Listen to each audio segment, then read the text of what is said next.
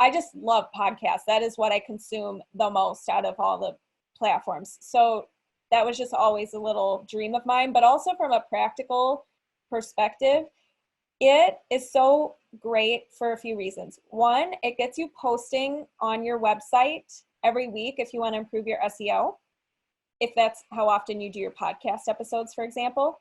I found out today that, and I haven't done any paid like SEO stuff.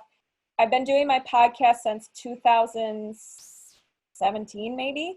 But when I search business coach for health coaches, because that's my primary niche, I come up on the first page, which is shocking to me. But I think it's because I've been consistent with the podcast every week. So it helps your SEO. That's one thing. If you put show notes in there, it is a long-term strategy. So for example, I had my podcast out for and it was very inconsistent in the beginning. I'll be really honest. It was not what I would recommend anybody who starts a podcast, but it took me about a little over a year to get a first client inquiry from it.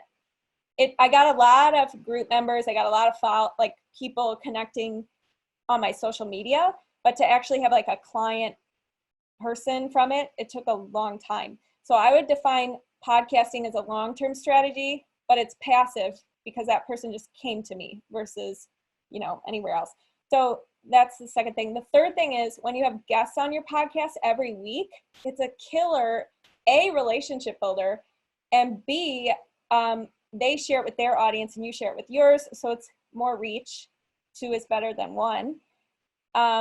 So that's a huge reason why I like to do it. And also it allows me to talk to people who I always have wanted to talk to and share it with others. So it gets me in the practice of being consistently learning about my field and, getting it in the schedule.